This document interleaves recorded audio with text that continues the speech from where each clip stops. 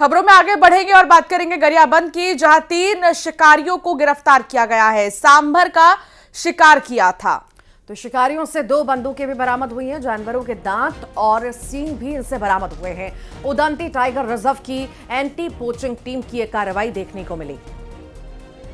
जानवरों के दांत, सींग भी बरामद हुए हैं। ये बड़ी जानकारी इस वक्त आपको दे रहे हैं। उदंती टाइगर रिजर्व की टीम ने ये बड़ी कार्रवाई को अंजाम दिया। 3 शिकारियों को दबोच लिया। गरियाबंद में 3 शिकारी थे जिनकी गिरफ्तारी हो चुकी है। 3 शिकारियों को दबोचा गया है।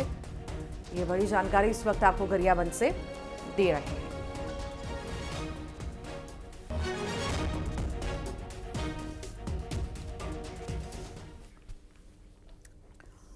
महासमुंद की बात करते हैं, जहां पर अवैध धान परिवहन पर बड़ी कार्रवाई देखने को मिली है। 350 बोरी अवैध धान जब्त किया गया है। ओडिशा से अवैध धान लाया जा रहा था। ट्रक से धान का अवैध परिवहन किया जा रहा था। 350 बोरी अवैध धान जब्त किया गया है। ओडिशा से ये धान लाया जा रहा था।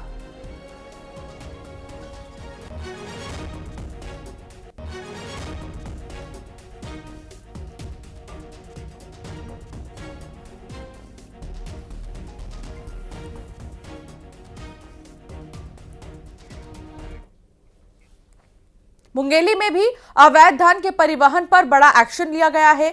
खरीदी केंद्रों में अवैध धान खपाने की कोशिश हो रही थी। तो लगातार ये सिलसिला जारी है। ये भी बता दें, खरीदी केंद्र से 110 क्विंटल अवैध धान जब्त किया गया है।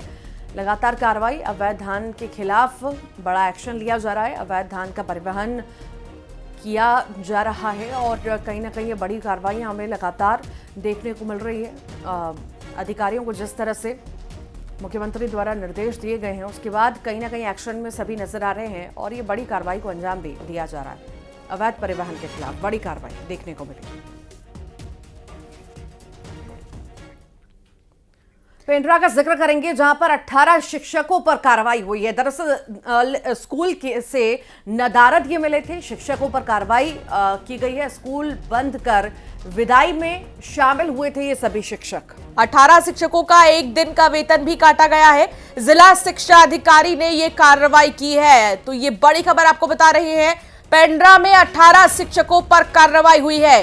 स्कूल से नदारद मिले थे शिक्षक जिन पर कार्रवाई हुई है और स्कूल बंद कर विदाई में ये शामिल होने चले गए। 18 शिक्षकों का 1 दिन का वेतन काटा भी गया है। जिला शिक्षा अधिकारी की तरफ से कार्रवाई की गई है।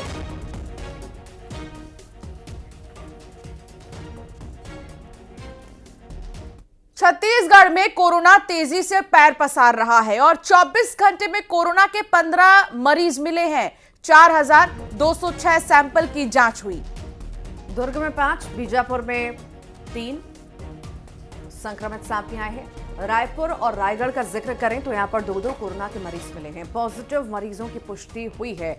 बालोद, बस्तर और सुकमा में कोरोना के 1-1 मरीज मिले हैं। लगातार पैर पसार रहा है कोरोना और कहीं ना कहीं चिंता का विषय भी अब ये बनता हुआ नजर आ रहा है। स्वास्थ्य विभाग भी लगातार गाइडलाइंस को फॉलो करने की, अलर्ट रहने की, सावधानी बरतने की अपील सभी से कर रहा है।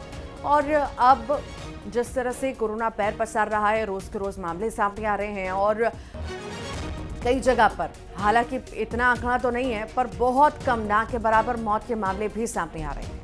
तनु वर्मा सहयोगी साथ जुड़ गई हैं। तनु, लगातार कोरोना के केसेस सामने आ रहे हैं, लेकिन जांच की अगर बात की जाए, अगर सैंपल कलेक्शंस की बात की जाए, तो इसका काम कैसे किया जा रहा है? क्या युद्ध स्तर पर इसकी तैयारी जारी है?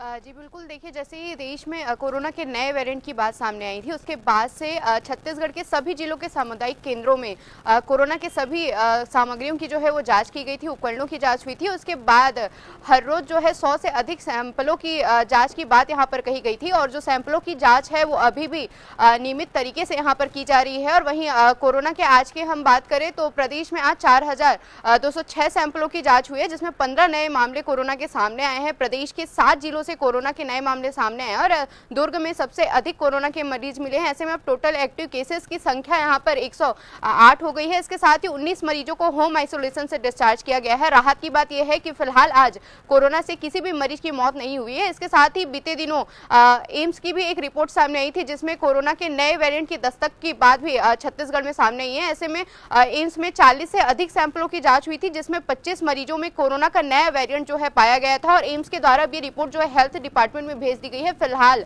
जितने भी मरीजों में कोरोना के नए वेरिएंट पाए गए थे वो फिलहाल खतरे से बाहर है और स्थिति अभी जो है सामान्य बनी हुई है। जी ठीक, लगातार तनु आप बनी रहिए, आपसे आगे भी जानकारी लेंगे अगली खबर पर। बहुत शुक्रिया फिलहाल के लिए।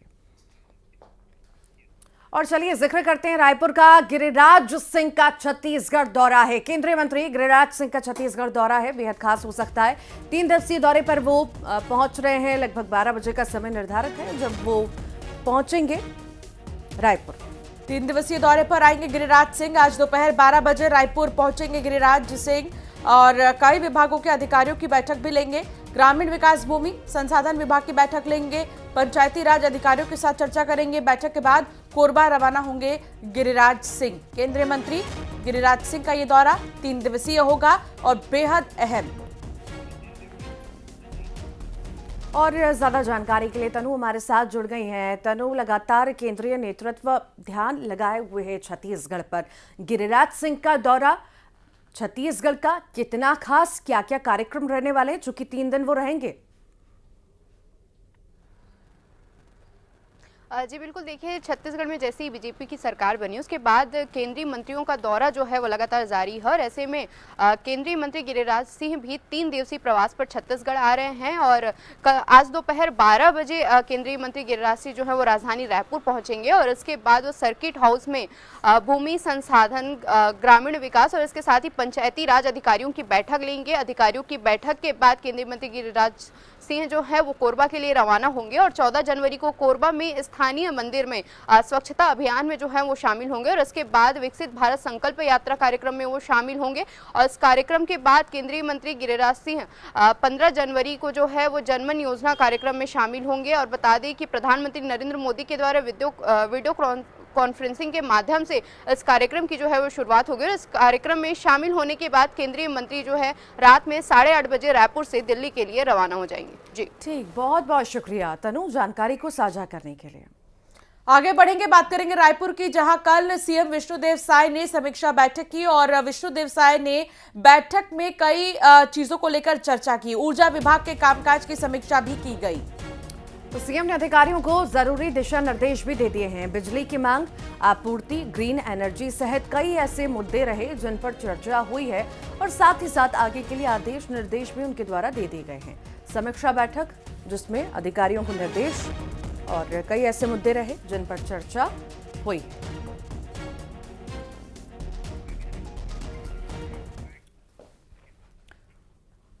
कांग्रेस के छत्तीसगढ़ में नए पायलट। सचिन पायलट प्रदेश प्रभारी बनने के बाद छत्तीसगढ़ के अपने पहले दौरे पर हैं। शनिवार को कांग्रेस चुनाव समिति की बैठक में प्लान 2024 पर मंथन किया, साथ ही पार्टी में अंतर्कलह को लेकर बड़ा बयान दिया। इसी पर एक खास रिपोर्ट आपको दिखाते हैं। कांग्रेस का छत्तीसगढ़ में प्लान 2024। सचिन पायलट ने चुनाव समिति की बैठक में मंथन किया है। साथ ही उन्होंने पार्टी में अंतर्कलह को लेकर कहा कि पार्टी में अंतर्कलह नहीं है। नेताओं में मतभेद हो सकता है लेकिन मनभेद नहीं है। लोकसभा चुनाव को लेकर कहा कि युवाओं को ज्यादा से ज्यादा मौका मिलेगा। वरिष्ठ नेताओं की सहमति से जीतने वालों को टिकट देंगे। लोकसभा में बेहतर प्रदर्शन करेंगे। उन्होंने कहा कि लोकसभा से पहले संगठन में नई नियुक्तियां संभव हैं।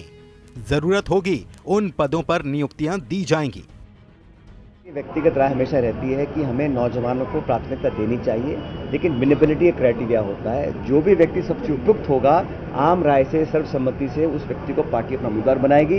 हमारा देश चुनाव जीतना है, लेकिन मेरी व्यक्तिगत राय हमेशा से ये रही है कि नौजवानों को हमें आगे बढ़ाना चाहिए। देश नौजवान है, छत्तीसगढ़ नौजवान है, मतदाता नौजवान है, तो नौजवानों को और मौके मिलने चाहिए। ऐसी मेरी व्यक्तिगत राय है, तो मुझे लगता है सबकी सहमति से हम अच्छे निर्णय लेंगे। हर दल, हर पार्टी, हर परिवार में कहीं ना कहीं किसी बिंदु पर कुछ छोटा मोटा मतभेद हो सकता है, लेकिन मनभेद किसी का नहीं है। मैं प्रदेश के तमाम नेताओं से व्यक्तिगत संपर्क में हूं और सबका एक ही ध्येय है, हम कैसे एकजुटता से लड़कर आगे बढ़ें, चुनाव जीतें और कांग्रेस को मजबूत करें। वहीं कांग्रेस चुनाव समिति की बैठक पर डिप्टी सीएम अरुण साव ने तंज कसा। उन्होंने कहा कि छत्तीसगढ़ में कांग्रेस का पायलट भले बदल गया हो, गाड़ी वही पुरानी है। जनता कांग्रेस से दूर जा चुकी है। पायलट बदलने से कुछ बदलने वाला नहीं है। वहीं बीजेपी के वरिष्ठ नेता और विधायक धर्मलाल कौशिक ने पायलट के दौरे पर तंज कसा।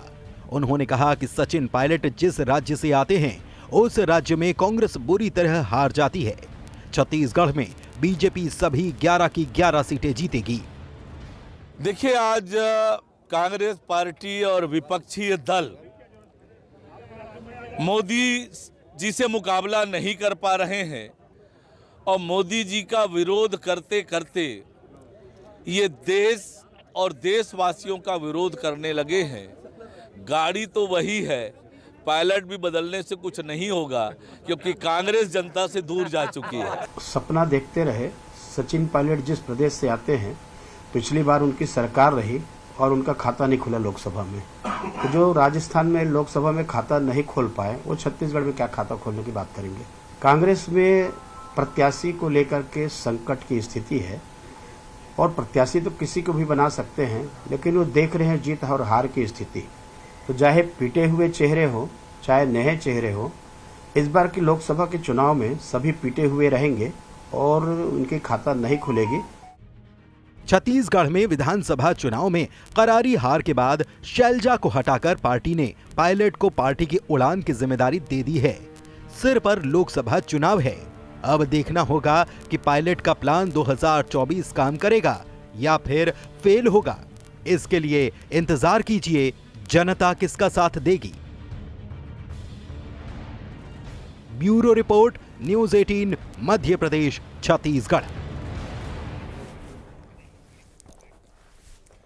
बलौदाबाजार में यातायात डीएसपी ने शायरी वाले नंबर प्लेट लगे वाहनों पर ताबड़तोड़ एक्शन लिया है। कुल 150 वाहनों पर यह कार्रवाई की गई है।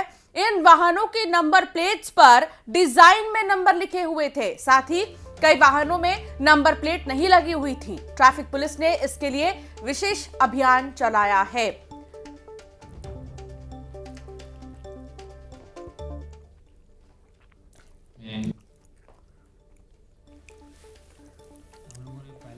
अभियान चलाया है जिसमें वाहनों में, चाहे टू व्हीलर हो, फोर व्हीलर हो, उसमें नंबर प्लेट लिखना अनिवार्य है। मोटर व्हीकल एक्ट के तहत जो उनके नहीं लिखे रहते थे या जो मापदंड है उसके हिसाब से नहीं लिखे रहते थे, उनके खिलाफ पहले भी कार्रवाई किया गया है। विशेष अभियान भी चलाए गए हैं, चूँकि पुनः आपके द्वारा इस चीज़ को संज्ञान में लाया गया है। इसके संबंध में ट्रैफिक के माध्यम से और सभी धाराओं के माध्यम से ऐसे वाहनों के ऊपर कार्रवाई की जाएगी और नंबर प्लेट को सुधरवाया जाएगा।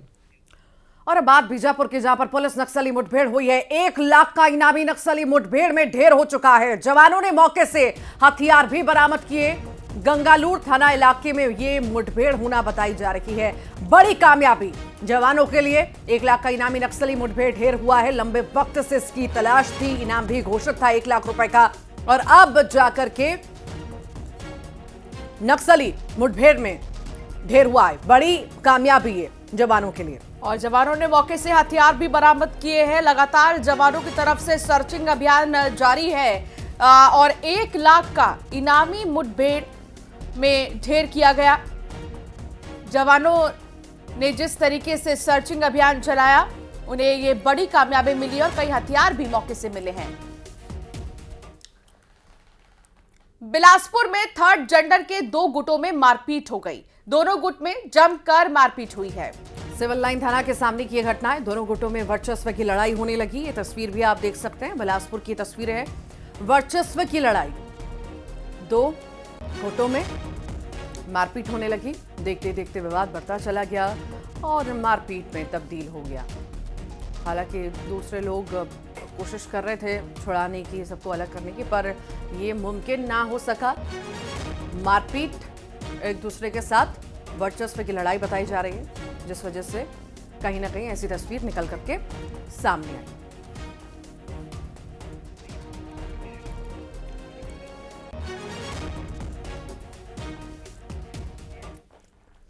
और एक नजर टॉप 20 खबरों पर।